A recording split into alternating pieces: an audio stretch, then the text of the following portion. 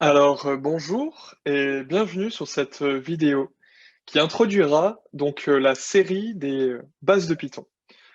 Avant de commencer, il faut bien sûr s'intéresser aux fondations du langage. Et qui dit fondation du langage dit comprendre que, que sont les variables et que sont les data types. Pour commencer, les data types, c'est un peu les briques du langage.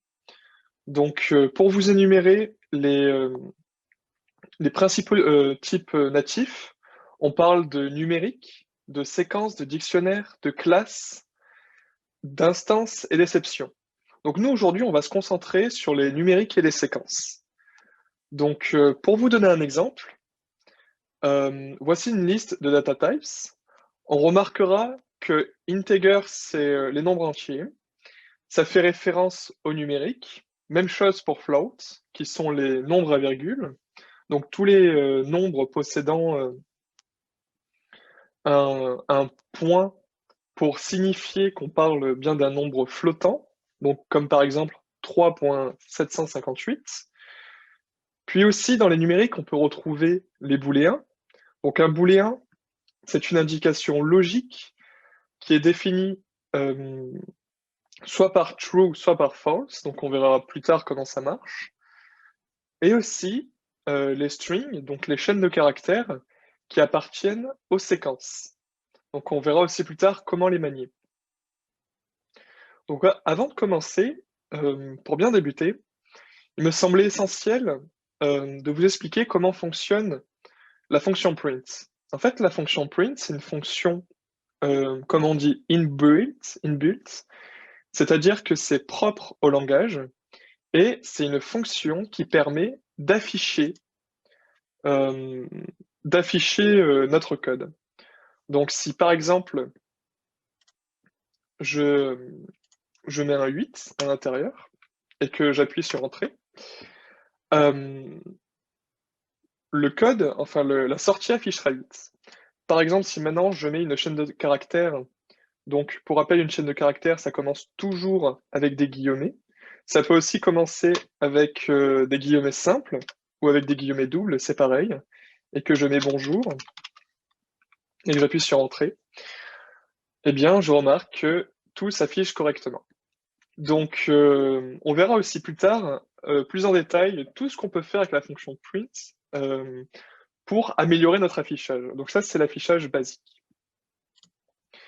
Donc pour vous donner un exemple de nombre entier, donc comme on a vu plus haut, c'est tous les nombres sans virgule, donc par exemple 6. Les nombres à virgule, c'est tous les nombres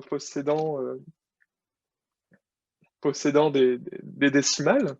Un booléen, donc on a dit que ça pouvait être true ou false. Ça, c'est deux types de booléens. Aussi, pour précision, true, euh, true est égal à 1, comme false est égal à 0.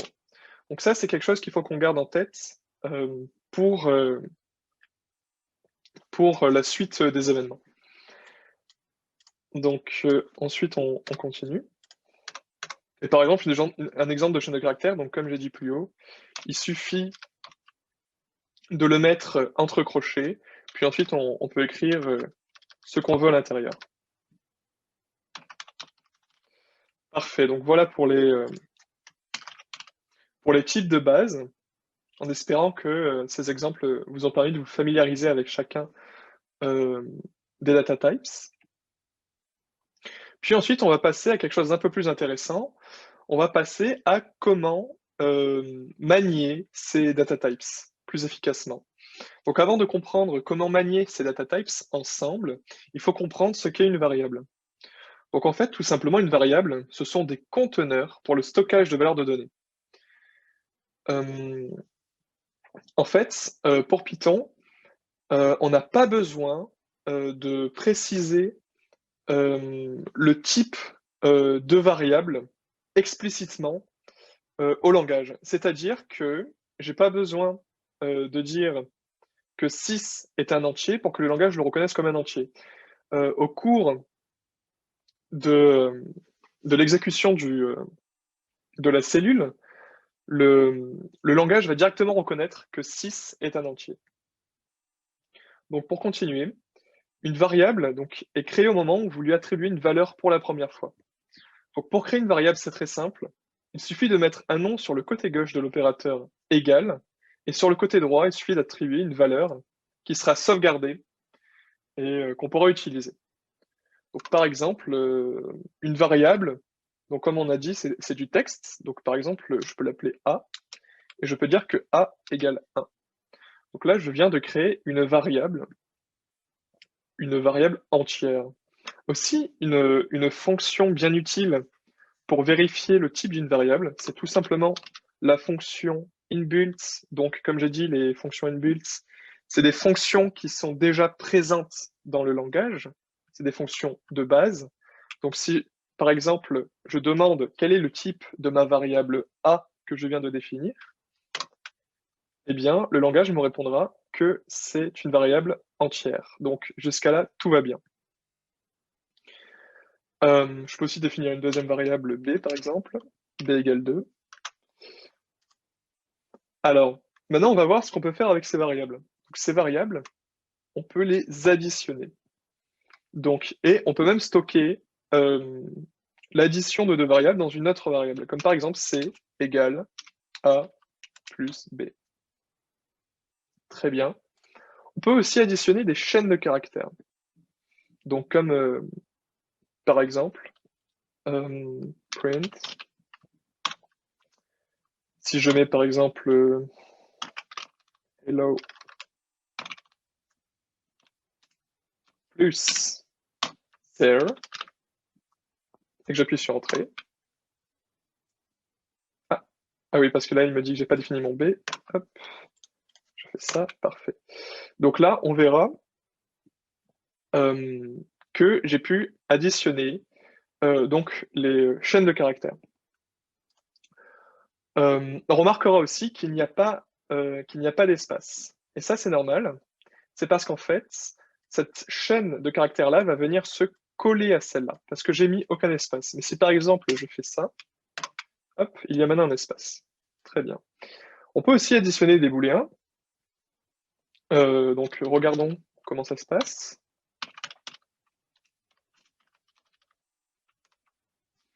Alors, pourquoi est-ce que ça fait 1? Tout simplement, comme j'avais dit au début, true prend la valeur 1 et false est équivalent à la valeur 0. Donc, c'est comme si je faisais 1 plus 0 et c'est bien égal à 1. Donc, jusqu'à là, tout va bien aussi. Puis, pour aller un peu plus loin, je peux afficher plusieurs choses à l'aide de ma fonction print. Donc, on va rentrer un petit peu dans le détail de la fonction print. Si par exemple, je veux afficher plusieurs choses, il me suffit donc de mettre la première chose que je veux afficher, suivi d'une virgule, donc ça c'est important, et je peux aussi, je peux maintenant mettre ma deuxième variable, A et B. Donc, normalement, ce qui devrait s'afficher, c'est un 1 suivi d'un 2. Très bien. Donc, jusqu'à là, tout va bien aussi. Alors,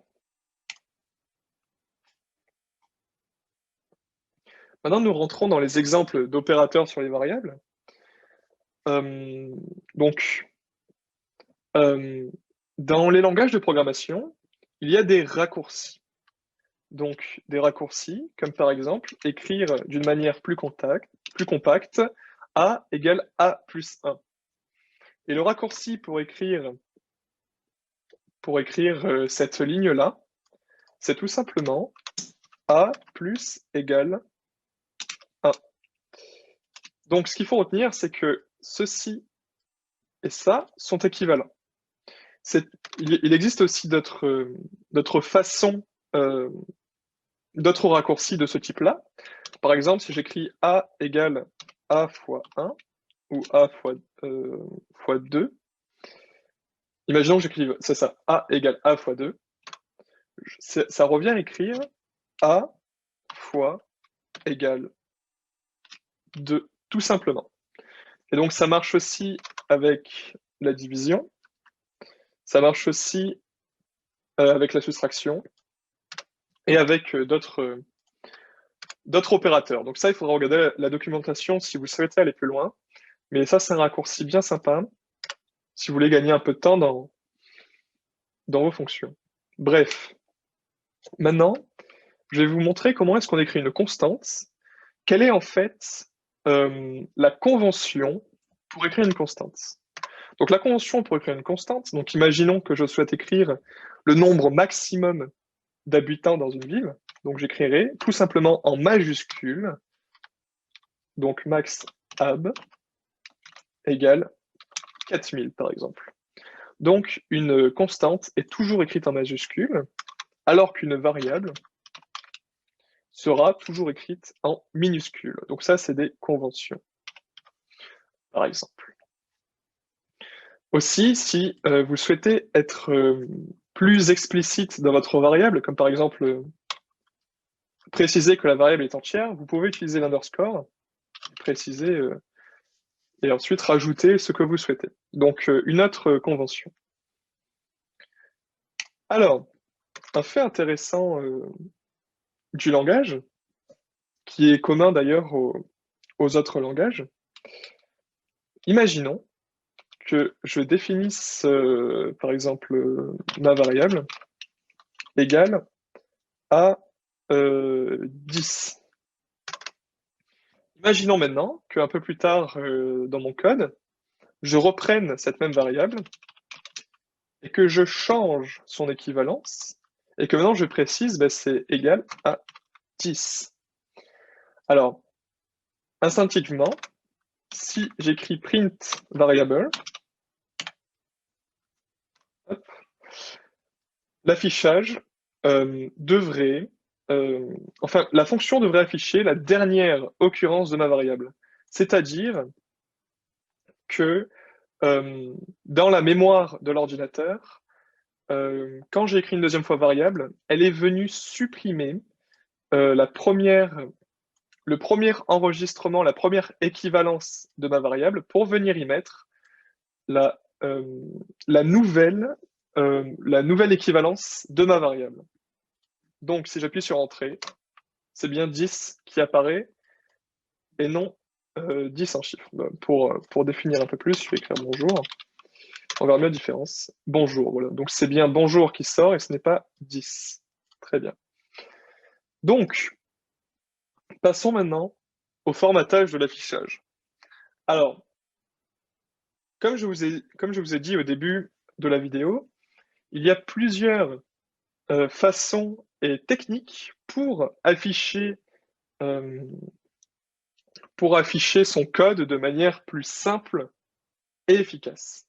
Donc, rentrons un peu dans le détail. Donc, imaginons que je définisse une variable, donc je vais l'appeler nombre chat. Imaginons que moi j'ai 3 chats et que mon frère, enfin par exemple mon voisin a 2 chiens. Maintenant, imaginons que je fasse print et que j'utilise la méthode classique pour afficher. On se rend vite compte que 3 et 2, c'est des chiffres sans contexte et on se rend pas compte en fait de quoi on parle.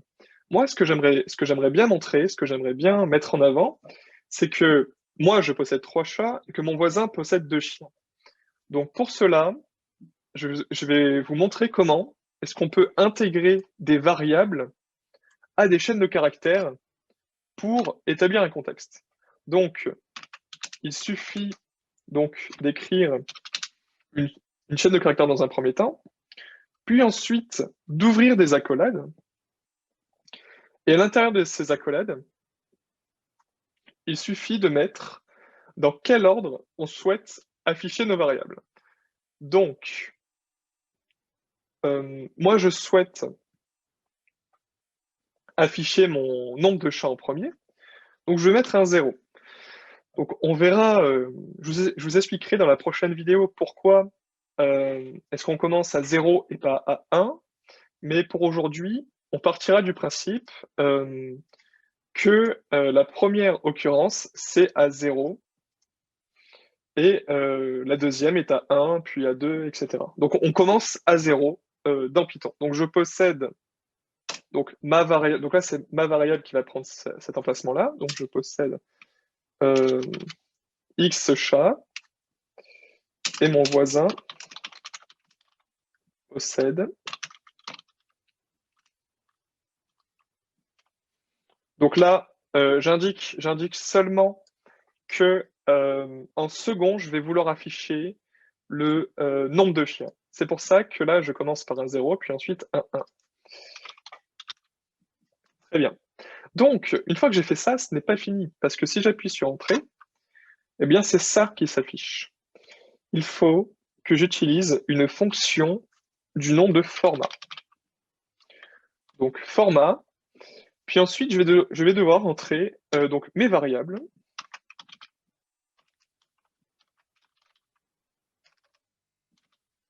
Très bien. Et là, normalement, l'affichage s'affiche correctement. Donc, c'est bien ce que je voulais. Je possède 3 chats et mon voisin possède 2 chiens. Donc, voilà un exemple de formatage de l'affichage bien pratique. Aussi, toujours dans les petites astuces des bases du langage, imaginons euh, que ma variable, donc par exemple, je vais l'appeler grand nombre, soit égale à ça. Et je rajoute quelques zéros. Imaginons une grande constante. Donc, que remarque-t-on rapidement? On remarque que ce nombre est très difficile à lire. Par chance, dans Python, il existe une façon euh, d'afficher d'une manière plus convenable les nombres, les grands nombres. Donc, c'est très simple, il suffit de rajouter des underscores.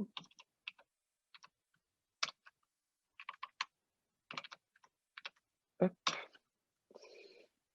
Et on remarquera que quand je veux afficher mon grand nombre, eh bien, il n'y aura aucune différence. Les underscores sont juste là pour que, à l'œil, on puisse mieux percevoir euh, les échelles d'unité.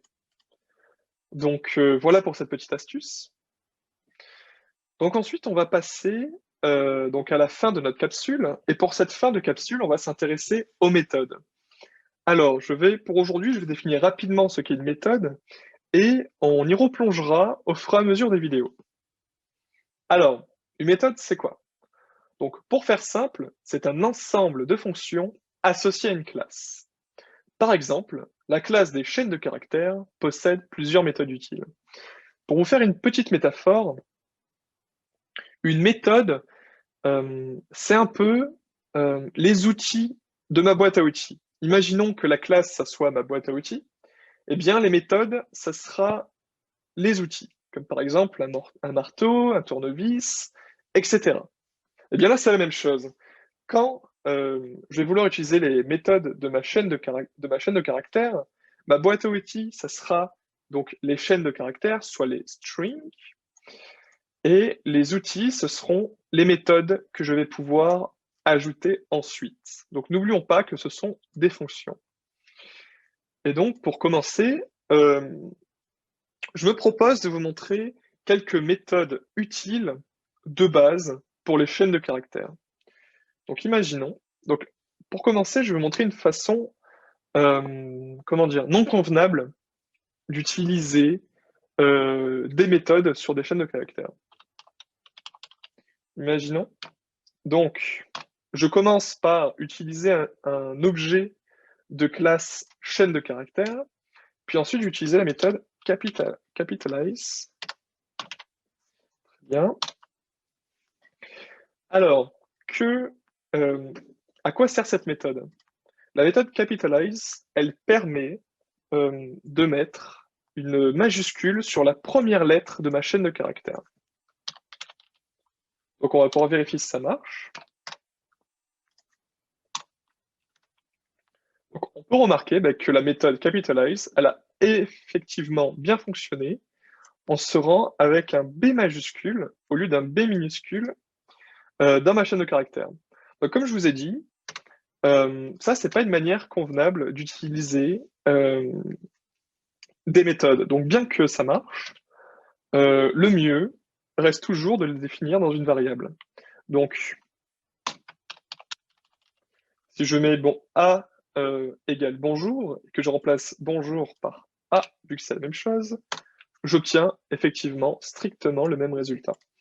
Ce qui est bien, c'est que à chaque fois, je ne vais pas avoir besoin de réécrire bonjour pour utiliser des méthodes. Je n'ai plus qu'à réutiliser ma variable et utiliser la méthode. Donc, passons à notre méthode. Print a.endsWith, très bien. Alors, on va tout de suite voir à quoi sert la fonction endsWith. Ah, endsWith, oui, il suffit de rajouter, par exemple, or, et en fait, bien sûr, vu que c'est une chaîne de caractères, et à quoi ça va servir? Donc la fonction endsWith, elle nous précise, elle vérifie plus précisément si la chaîne de caractères or, j'aurais pu mettre jour, est bien à la fin de cette chaîne de caractères-là. Donc là, on vérifie, et oui, jour finit bien cette chaîne de caractères-là. Mais par exemple, si j'avais mis jout, eh bien, c'est un false qui serait apparu, ce qui est logique, vu que bonjour ne finit pas par jout. Donc, très bien pour ça. Puis ensuite, une autre méthode. Donc, print a.find. Donc, find, comme vous l'aurez sûrement deviné, ça permet de vérifier si un caractère est bien dans ma chaîne de caractères. Donc, imaginons que je mette D et que je fasse entrée. Alors, si je mets O, alors ça m'indique à quel index le caractère est présent. Si un caractère n'est pas présent comme D, un -1 apparaîtra, si je mets Z par exemple, pareil. Mais si mon caractère est bien présent dans ma chaîne de caractères, alors j'aurai la chance d'avoir l'index qui est associé. Donc on parlera d'index plus précisément dans une seconde vidéo, et on comprendra comment les index fonctionnent. Donc imaginons maintenant que mon bonjour soit en majuscule.